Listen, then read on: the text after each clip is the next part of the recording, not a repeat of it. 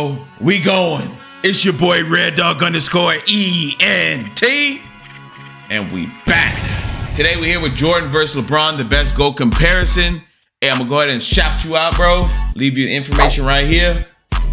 Appreciate the request. Y'all got anything else y'all want me to react to? Leave them in the comments below. Or you can hit my DMs on my socials or on my YouTube profile page. Let's go ahead and get it. All right, so this is by Danger Productions. So shouts out to Danger Productions for the content. When you're good at something, you'll tell everyone. When you're great at something, hey, hold on, man. It went that so damn fast. They'll tell you. Okay. Walter Payton. All right.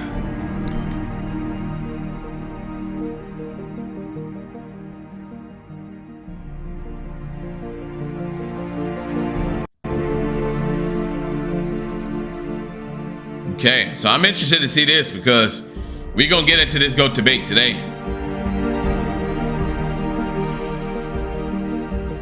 To me, there's no argument. There's no ifs, ands, or buts about it. MJ is the man. But, boy, there's a lot of LeBron lovers. Call them Le fans. Ain't nothing wrong with that, man.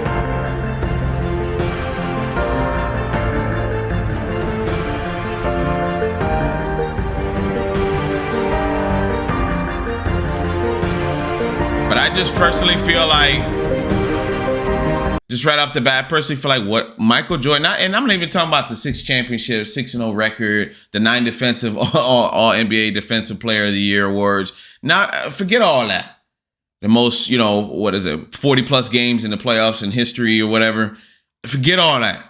Just what he did for the game of basketball and bringing that popularity to it. That right there just seals it for me. That's... And a lot of young kids who don't know, who weren't around back then when he was alive, you don't know how it was, man. This man was literally God. He was black God. He was like a black Jesus. Like when they say that, they're for real. LeBron don't have that kind of aura, man. He don't. And that right there Jordan versus LeBron. I mean, LeBron versus Jordan. But LeBron is amazing. It's a debate that has captured the public's attention for the last several years, especially after this moment in 2016 when LeBron James beat the... It used to be, for me, first MJ, second Kobe, and then third LeBron. But after what I've seen these last couple of years, LeBron has skipped over Kobe. Rest in peace to Kobe and his daughter. But for me, it's MJ, LeBron, then Kobe. Because LeBron, you can't take away what he's done, especially at his age, damn near 40, and he's still playing at a high level. Now, I don't know what's going on this year with all this stuff going on with, Mr. Diddy, and I don't know what's going on there, but his play did kind of dip a little bit, man. Age, once it comes at you fast. And, I don't know if it's that. I think he probably has a lot of external distractions. Distractions, I'm sorry. For so many reasons. That one right there made you the greatest player of all time. But did it? Is everything since that moment simply icing on LeBron's cake? Or is LeBron destined to finish his career in Michael Jordan's shadow? Well, that's another big issue, though. Is LeBron likes to say that a lot. I never once heard Michael Jordan say he's the best, greatest player of all time. He doesn't have to say supporters. They tell him that. He's bigger, he's stronger, he's faster, he's more durable. And from Jordan supporters. Michael Jordan was merely 6-0 with 6 MVPs in the finals. But the GOAT debate isn't as simple as the pundits make it seem. No, there are a number of factors relevant in determining the greatest basketball player of all time. Mm-hmm. In fact, I would say there are 5 things that really matter when determining the GOAT of any sport. These criteria are, in no particular order, accomplishments, longevity, winning, statistics, and what we'll refer to in this video as the eye test. Yeah, I think so. I agree with the order too. The order is perfect in my opinion. I feel like that order is perfect. Statistics, and what we'll refer to in this video as the eye test. That's perfect because that's exactly what people look at. That's why they always call Tom Brady the GOAT, right? Because he's got 7 championships. So, I mean, that's first. So that's what kind of puts him over people. And the longevity. He's got that too, right? He played until he was damn near 45 years old. So, I mean, those 2 things make him the GOAT. And then the winning, but he didn't have the greatest stats. He had the greatest stats when it mattered, right? But he didn't have the greatest stats like in the regular season and all that stuff. He wasn't like the greatest. He only had 2 MVPs. Tom Brady did. So it's not like he was like a statistical regular season stat guy like a Aaron Rodgers or a Peyton Manning who only had 2 rings and Aaron Rodgers only had 1. But and then the eye test is crazy too. But yeah, I agree with this. I agree with it because I don't think he put it in order, but I agree with this order as far as the GOAT criterion. Yes. And to be the GOAT, you don't need to be the best in any specific category, but you need to be pretty Great good at all across of the them. board. Mm-hmm. So simply winning 7 championships, like Robert Horry did, isn't enough to get you into the conversation. No. When we're finished with this video, it'll be plainly obvious that one guy comes out on top. But before we get started, I want to clarify that this is not a comparison of legacies. It's about who was the better basketball player. Oh, If we okay. were All right. talking about- So he's taking out legacy. So that's what I was talking about at the beginning. The legacy thing, MJ's legacy defeats everybody because of what he did to bring NBA to prominence, right? If MJ didn't bring the NBA to where it was at, who knows even if there would be a LeBron, you know what I mean? Or if he would have even gotten the attention that he had gotten. Legacies, Jordan's is nearly untouchable. Not only did he lead basketball to global popularity, he helped transform Nike into an empire, Yes. changed the way players played and how they dressed, and he even made it cool for guys to be bald. Yeah. And while those things certainly contribute to MJ's iconic status, Yeah, they that's don't make legacy him more. a better player on the court. Yeah. Gotcha. So let's All right. evaluate So that's the what we're looking criteria at. that matter. On the court. And we'll start with individual accomplishments. Okay.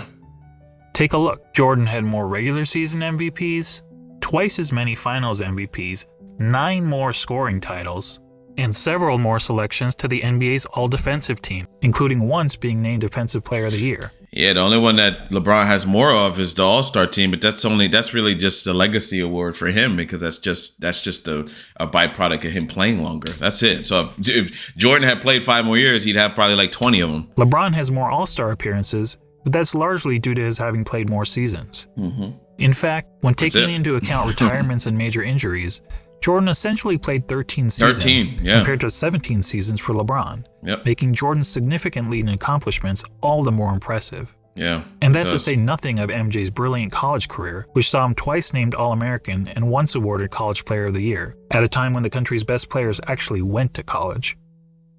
So regardless of whether you're a LeBron fan or MJ fan, you have to give the accomplishments checkmark to Jordan. Yeah, that's not even close. The second criteria Obviously, in our GOAT longevity analysis is- longevity. Yeah, I mean, And that's this one is that's also easy. a no-brainer, but this Yeah. time in favor of LeBron. Of course. Not only has LeBron played more seasons in the league, but he's had a longer peak than Jordan. Yeah, longer Jordan's peak, for peak sure. lasted about 10 years, whereas LeBron's peak has lasted 16 15, years 16? and is Okay. still going. And he's Damn. been incredibly durable Why they did my boy LeBron like that? Come on now. Oh, he don't look like that yet. and is still Yeah, so that's what LeBron's gonna look like in about 20 years or so. Because that looked like about a 60-year-old man right there. So he's about 49. Yeah, that's what he's gonna look like about 20 years. going. Wow. and he's been incredibly That's durable crazy. during that time, missing significant time to injury only in 2019. That's wild, man. That said, the claim that LeBron has been much Damn. more durable than Michael Who is this trainer? Shit, she ain't even like dressed up. She like wearing like raggedy ass clothes, but she training with LeBron. That's his trainer or whatever. Damn, she got a bad, and bro. much more durable than Michael has been a bit overblown. Hold on. Well, she has some That things said, on her. the claim Ooh, that LeBron look has at been that much chest. more durable than Okay, Michael let me stop. has been a bit overblown. It's about basketball. Consider that Jordan played in at least 80 regular season games 11 times in his career, including all 82 games an incredible 9 times. Compare that to LeBron, who played in at least 80 regular season games just twice, and in all 82 games just once. Wow. So both Did not know LeBron that. and Jordan get high marks for their durability. But durability aside, the bottom line is that LeBron has sustained Longevity. his level of excellence for a much longer period of time than Yeah. Jordan, Yep. which puts the longevity checkmark squarely in LeBron's corner. Brings us to the third GOAT criteria, winning. As we Winning. all know, Jordan won 6 championships. 6-0. LeBron has won 3. Jordan is 6-0 3. in the NBA Finals. LeBron is 3-6. Wait. Yes. 3. Hold on. When was this video made? April 2020. Okay, so this is before the Mickey Mouse LeBron Lakers title. Okay. Which LeBron- I'm gonna be honest. It counts, yes, but it's not really. But okay. Has made the He got finals 4 9 though. times compared to only 6 times for Jordan. But let's not pretend that making the finals is the same thing, or even close to the same thing, as winning a title. Yeah. Take a prime example from another sport, the Buffalo Bills. Yeah. They're the only and the team in Vikings. NFL history to appear in 4 consecutive Super Bowls. And not but win is a there single one. player or fan of that team that wouldn't trade all 4 of those appearances For just one? one Super Bowl win? Mm-hmm. Frankly, Agreed. My team is the Packers, and we're 4-5 Super Bowl, and it's like 4-5 is a damn good record. When the Packers get to the Super Bowl, we got a pretty good shot of winning. Just like the Bucks. The Bucks are 2-0. So I mean, certain teams they get there and they do a damn good job of closing out. But yeah, I'm sure any Buffalo Bills fan would take one of those, take all of those and just take one win, even just to go one time, one win, done. Like, you want to win. You don't want to just get this. Not a participation trophy. You want to win it all. talk to any fan whose team lost the season's final game and ask them how they felt afterward. Yep. Almost universally, their feelings are of sadness, anger, and disappointment. And that's just the fans. For players, those feelings are only magnified. Oh, yeah, because they had Listen to to sacrifice Charles their Barkley life. talk about losing in the NBA Finals. And I was just in shock when it was over because I was frustrated because I couldn't wheel my team past Michael and the Bulls. And first of all, I don't think I've ever gotten over it, number one. Wow. But that was traumatic, and it's painful. So we can all stop with this false equivalence between winning the championship And getting there. finishing runner-up. Mm-hmm. Yeah. In the words of Herm Edwards, You play to win the game. Yeah, we don't play to play in the game. You play to win the game. It's like the 49ers, man. It's like the 49ers. I guarantee you the 49ers would trade all of their recent success, even back then, against the Baltimore Ravens in 2012 Super Bowl, all the NFC Championship appearances, all of those Super Bowl appearances against Patrick Mahomes recently. They would trade all of that for just one run to get to and win a championship. Kind of like how the Giants, a lot of people talk a lot of shit about Eli and the Giants, but damn it, he never won a single playoff game except for 2007 and 2011. And damn it, them Giants fans were happy. They don't give a fuck. They didn't care because damn it, those 2007 and 2011 postseasons, we went all the way. I would rather have that. now back to Jordan. Like me, with my team, we won in 2010. Packers won in 2010, 2011 with Aaron Rodgers. I trade all the other four NFC Championships appearances for one more run, with Aaron Rodgers, like in 2020, just going all the way. You know what I mean? And LeBron. So, anyways, let's go. As mentioned, on basketball's biggest stage, the NBA Finals, Jordan was 6-0. LeBron was 3-6. And frankly, that doesn't even show how lopsided their records really are. In terms of individual finals games, Jordan was 24-11. LeBron is 18-31.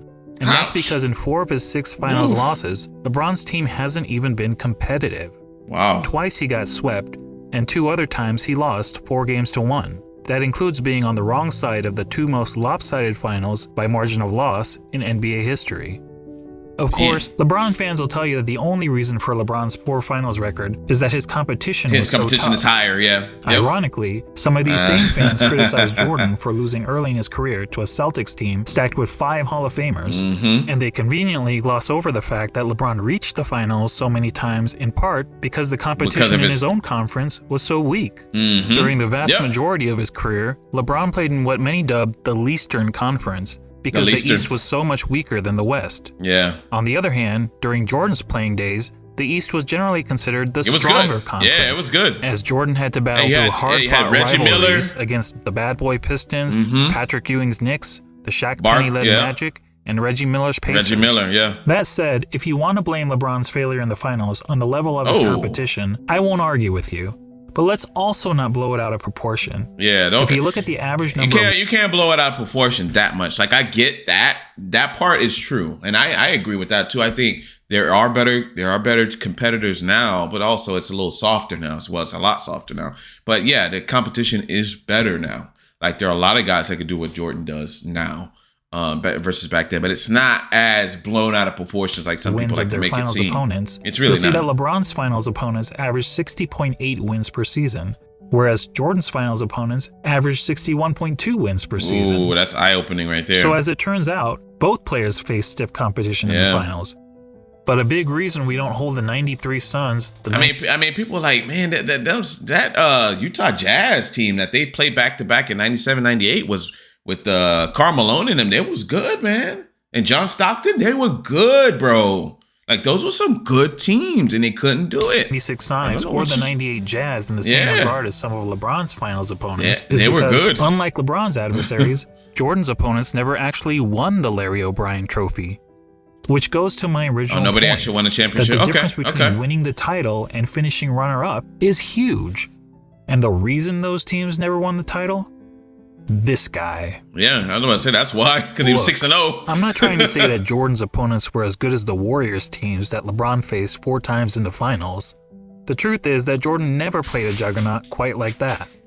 But there's a pretty good reason for that.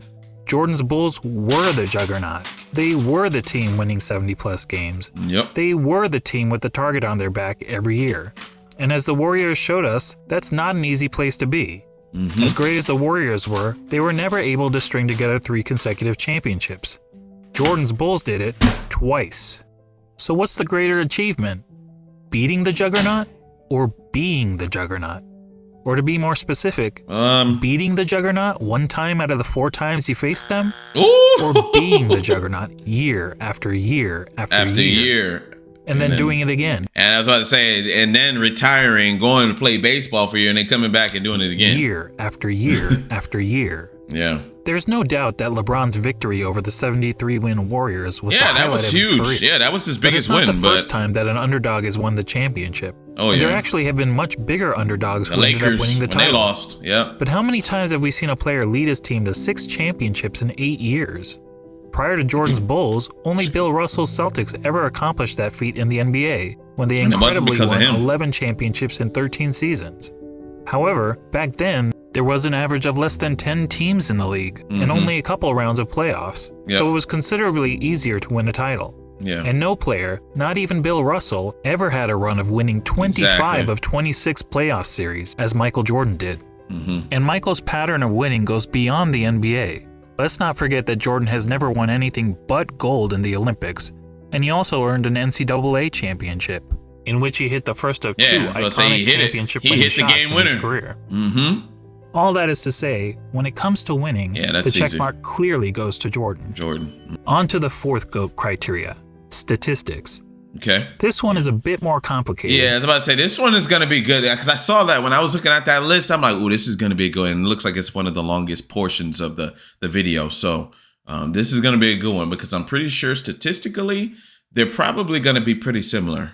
And if LeBron is better against different competition, that's going to be a go in his favor, right? But let's see. Players who played in different eras under different rules at different positions. One way of doing it is to simply look at the 8 traditional statistics of basketball. Yeah, just look at the points. Yeah, assists, exactly. Rebounds, steals, blocks, field goal percentage, free even though they play 2 different positions, the positions are pretty similar. I mean, throw percentage and as far as like when you're looking at the actual stats, you know, of course, rebounds and focus on per blocks game maybe stats more rather LeBron, than cumulative but let's see. stats. Since cumulative stats such as total career points and total career assists really speak to longevity, which is already its own category of the GOAT analysis. Per game stats, on the other hand, is more of an apples to apples comparison.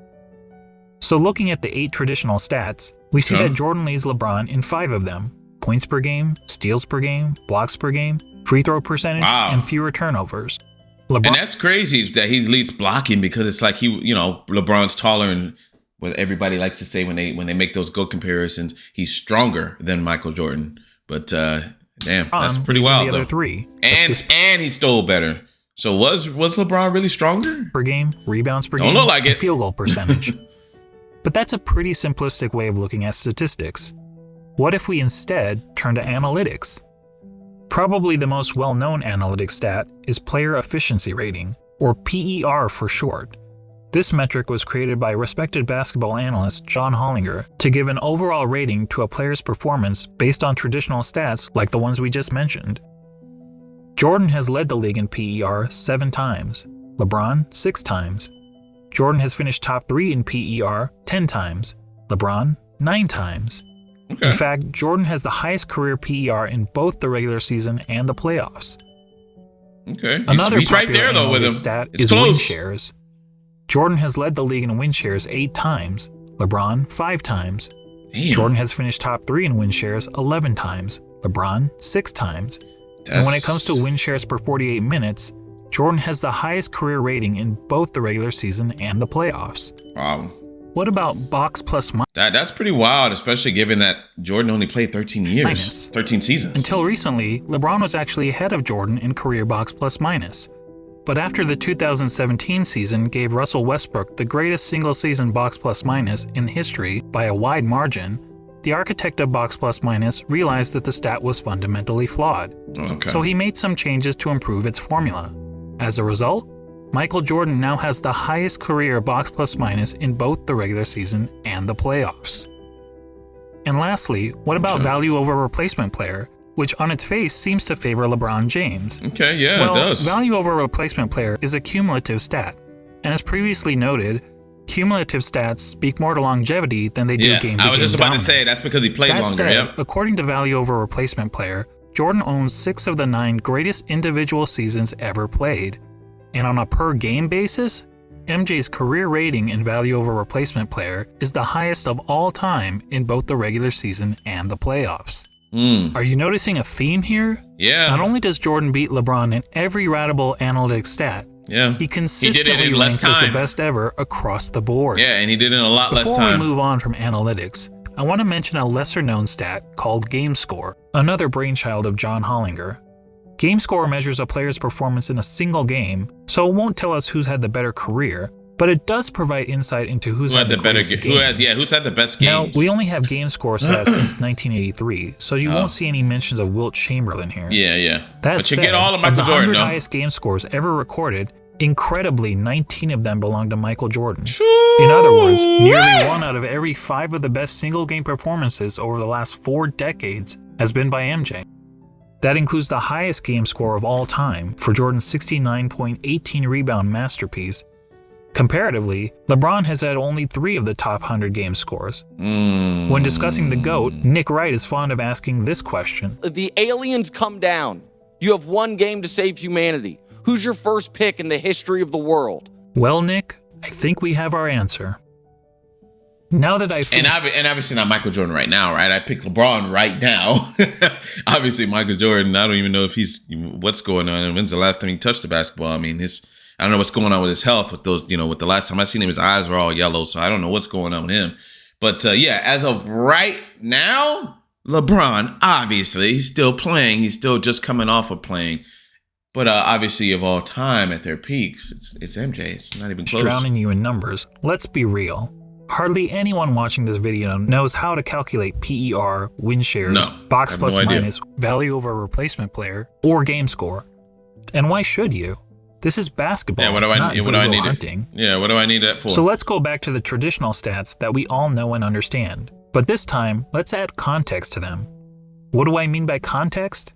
Well, some positions are simply better than others at racking up certain stats. Let's take rebounding as an example. In a vacuum, if we simply compare the number of rebounds per game of Brook Lopez and Jason Kidd, we might think that Lopez was the better rebounder. The truth is, relative to their positions, Lopez is statistically one of the worst rebounding centers in NBA history, whereas Kidd is statistically one of the best rebounding guards in NBA history. But even a poor rebounding center can grab more rebounds than a great rebounding guard solely by virtue of their roles on the court. Yep. So it makes sense that, to understand the context of a player's stats, we should compare them to the respective positions that they played. When comparing LeBron James to the other small forwards who have played at least 500 NBA games, this is where he ranks. Overall, that's pretty impressive. It is. Now let's see how Jordan compares to all shooting guards who have played at least 500 NBA games. As good as LeBron is compared to other small forwards, Jordan is on another level when compared to other shooting guards. He's darn near the top of every major statistical category, and there isn't a single category where LeBron is better than MJ relative to his position, other than assists. So to sum up statistics, whether comparing traditional stats or analytics, and especially when judging these players in the context of the positions they played, Jordan has a noticeable edge over LeBron. As such, we have to give the check mark to Jordan. And that takes us to the last category in our GOAT analysis, the eye test. Eye test, And to be clear, by eye test, I don't mean which of these players is bigger, faster, or jumps I know what you higher. mean. I know what you mean. Who looks better when they're basically the eye test means who looked better when they were playing, like who looked more explosive, who just passed the eye test. Like, damn, man, look like. And we already know where this is going. Yeah. And frankly, if physical measurables mattered, then George Murasan would be in the GOAT conversation. Exactly. No, what I mean by the eye test is, if you sat an average basketball fan in front of a TV to watch a player in action, what would you notice that the player is and is not great at? Mm-hmm. Thankfully, I happen to be an average basketball fan, and I've had the privilege of watching both LeBron and Jordan during their playing days. So unlike a lot of my fellow YouTubers, I haven't merely relied on highlight videos. Here's what my eyes told me when I saw Michael Jordan play, particularly during his playing days with the Chicago Bulls. He was the best offensive player in the game. He was arguably the best defensive player in the game. He had the best mid-range game. He was the best finisher at the rim. And he was the best finisher, game winner. Which is incredible considering most players who dominated the post were big men. Mm-hmm. He was widely considered the most clutch player in the game. Yeah, he was regarded by opponents as the fiercest competitor on the court. Mm-hmm. He was regarded by teammates as the hardest worker in practice. And when all was said and done, amongst the other stars of his generation, he was the greatest winner. Yes. Now, when you're playing against the elite athletes of the world, to be the best at any one of those things is pretty remarkable. But to be the best at all of them? I tell you, it's impossible, but for the fact that we saw Michael Jordan do it. And when it comes to the GOAT debate, that's the biggest hurdle facing LeBron. He's basically being compared to a guy who was great at everything and practically had no weaknesses. Yeah. Seriously, judging by the eye test, what's the worst thing we could say about Michael Jordan's game? He didn't pass the ball enough, probably. He wasn't a very good three-point shooter. Oh, yeah, Jordan shot 33% from beyond the arc in an era when the average player also shot 33%. Okay. So when it came to three-point shooting, he was average. He wasn't good. Yeah. He wasn't bad. He was just average. Yeah, okay. But remember that Michael played in an age when the three-point shot wasn't a big part of the game. No. During Jordan's years, teams averaged only 9.5 three-point attempts per game, and Michael himself attempted less than 2 threes per game. Ooh. And if being an average three-point shooter is a weakness of Michael's game, well, then we also have to call it a weakness of LeBron's game. The difference is that LeBron plays in an era where the three-point shot is a huge part of the game. Yes. During the years in which LeBron played, teams attempted on average over 21 threes per game. 21. And LeBron himself averaged 4.3 three-point attempts per game, or 2.5 times as many as Jordan. Despite the increased emphasis on threes, LeBron's career shooting percentage from beyond the arc is only a hair better than Jordan, at 34%. 34, and it's actually slightly below his peers, who averaged 35% from three during his era. But to reiterate, being an average three-point shooter was by far the worst part of MJ's game. For LeBron, it's not even close. LeBron, in fact, has 4 major weaknesses as a basketball player, each of which is readily apparent to anyone who has actually watched him play. What is going on? First, he's not a good free throw shooter. For his career, LeBron has shot around 73.5% from the free throw line, which is pretty poor for a player who handles the ball as much as he does. In fact, many analysts point out that, at the end of games, LeBron shies away from driving to the basket because he's afraid of being sent to the line. I don't know whether that's true, but what I do know is that the odds of LeBron hitting 2 consecutive free throws is statistically not much better than a coin flip. Damn. Jordan, on the other hand, shot a solid 83.5% from the free throw line during his career. And MJ never shied away from contact at the end of games. No, he never shied away from that. LeBron's second weakness is that he's an inconsistent defender. Sure, he's had some years where he was elite defensively, which is evidenced by his numerous selections to the NBA's all-defensive team, but he's also had several years where he's practically been a liability on the defensive end. What the? You just Compare that standing around? to MJ, who during his Bulls days was a consistently elite defender. In fact, Jordan is think about it. 9 out of 13 seasons you win All-NBA Defensive Player. The only player to rank in the top 5 amongst all guards in both steals per game and blocks per game for his career. Additionally, Michael led his position in defensive win shares practically every year that he played for the Bulls, an incredible 10 times. LeBron, comparatively, has led his position in defensive win shares on just 4 occasions, and in 5 of his last 7 seasons, he didn't even crack the top 10 at his position in defensive win shares. Okay, interesting. Now, some will excuse LeBron's recent fall-off on the defensive end as a byproduct of his resting on defense so that he can have more energy on offense. And we can debate the merits of that strategy. His age, but yeah. resting on defense is not something Michael Jordan was ever accused of doing. No, he never Heck, did that. even as a 40-year-old, he was busting his tail on the defensive end. But what about the notion that LeBron's been the more versatile defender? LeBron supporters will argue that he can guard positions 1 through 5 on the court, such as when he guarded Derrick Rose for stretches in the 2011 playoffs. Oh. But LeBron's guarding the opposing team's point guard or center isn't something that happens very often. Yeah. In fact, during his career, LeBron has spent less than 5% of his total minutes guarding the opposing players 1 or 5. Okay. So the versatility I know argument that. is highly exaggerated. Boom. And look, when it comes to versatility, Hometown Buffet may have a more versatile menu than Spago. That doesn't make it a better That restaurant. doesn't make it better, yeah. Yeah, because Spago does what it does better than Hometown. Hometown Buffet is gonna have like 50 things, right? It's gonna have shrimp, it's gonna have steak, it's gonna have this, it's gonna have that, but everything's gonna be mediocre. All the 50 things are gonna be mediocre, whereas the steakhouse is gonna do steak like a motherfucker. You know what I'm saying? So, all Third right, weakness let's go. is that he's not a very good shooter. And this is a pretty significant flaw for someone claiming to be the GOAT. I mean, shooting the ball is the quintessential skill in the game of basketball. Oh, It's yeah. the part of the That's game what you do that it for. everyone practices, What whether happened on to the the video? playground, at the YMCA, or in the NBA. What Now, the- some people will contend that LeBron is actually a better shooter than Jordan because he has a better career field goal percentage. And yes, LeBron's okay. What the career hell was field goal that? percentage is 50.4% compared to Jordan's 49.7%. But recall what I said about placing stats into proper context. To help us understand context when it comes to shooting, allow me to introduce DeAndre Jordan and Tyson Chandler. We all know that DeAndre and Tyson were great rebounders and defenders, but what if I told you that they were also 2 of the greatest shooters of all time? That would be certifiably crazy.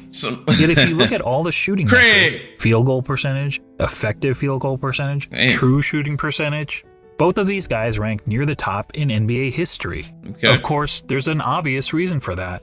As we all know, both DeAndre Jordan and Tyson Chandler take a lot of their shot attempts on dunks, layups, and putbacks, which are extremely high percentage shots. They're high percentage. You're going to Well, make guess those what? most of the time. So obviously. does LeBron James. In fact, every single year of his career, the shot that LeBron James has taken the most has been within 0 to 3 feet from the basket.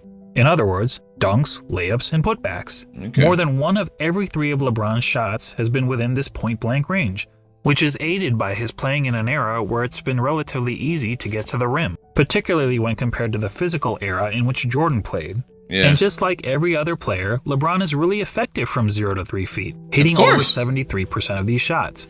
But how does LeBron fare from outside this range?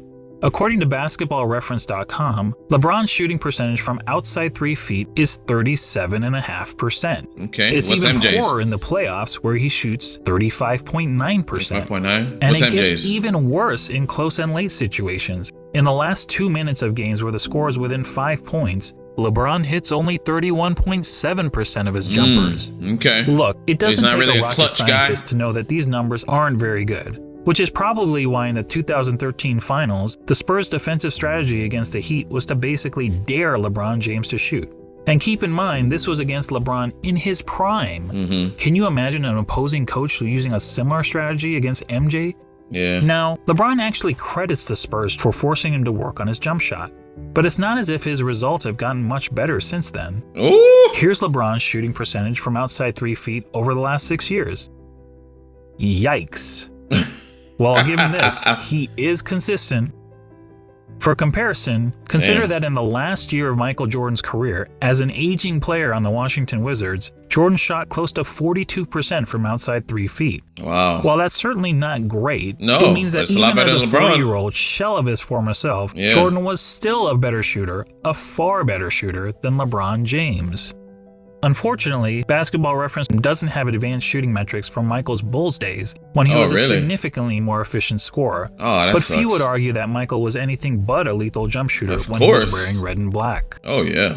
When it comes to shooting, I'd all love of to us know what can that recall statistic looks practicing like. shots on I'm the sure somebody could make it up, using whatever the formula is that they use. I'm sure it's pretty hard formula to use, but you have to dig up all the stats from all those years from the Bulls. But man, that would be cool to know exactly what he did from outside 3 feet during those years, and what he did overall during his Bulls time, not including the Wizards. counting down 3, 2, 1 before launching a shot at the rim. Well, if you were pretending to be LeBron James, you'd brick almost 2/3 of the time. Ooh. Actually, that's not Goodness. entirely true. Man, you going If hard. you were You going playing hard against a on him. countdown, it would be much, much worse.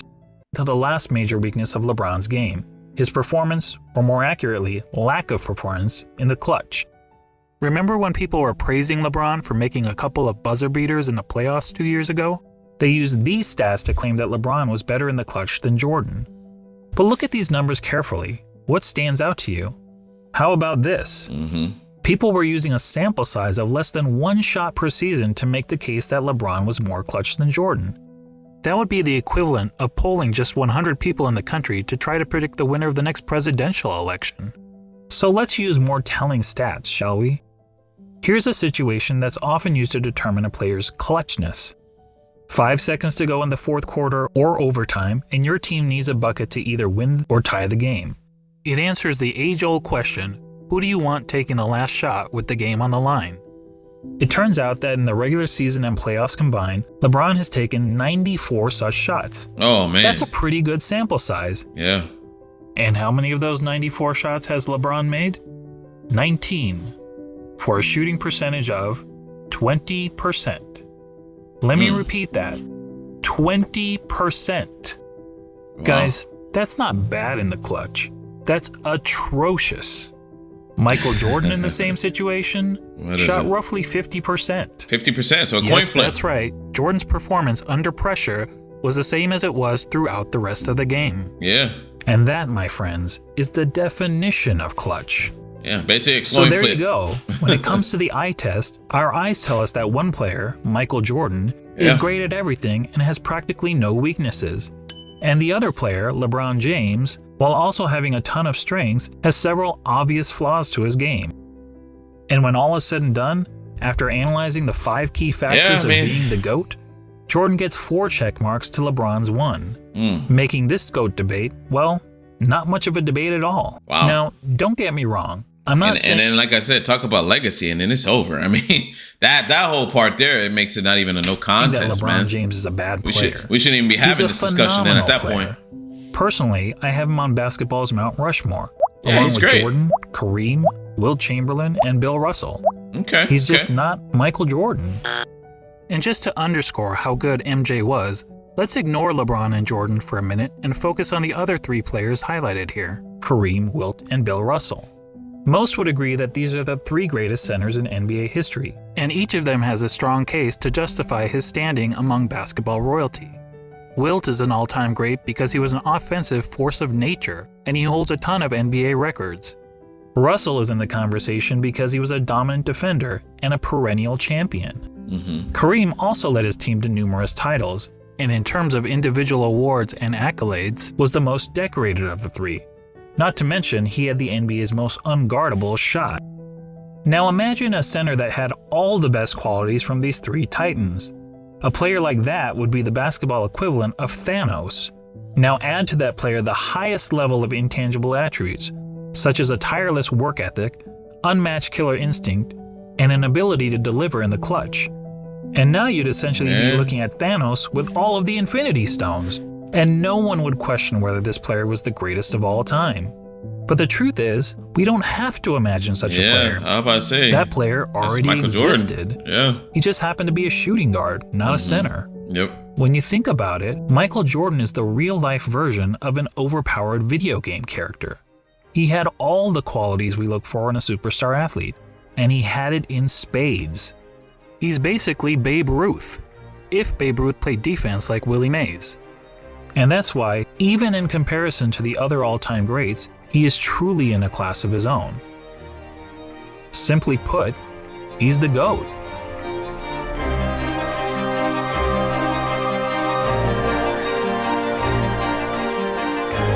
Yep. For sure.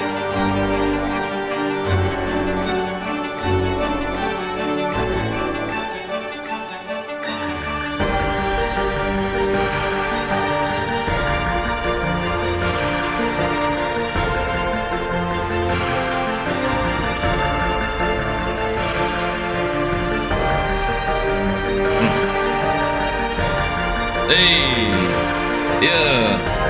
Yeah. Yeah. Yeah.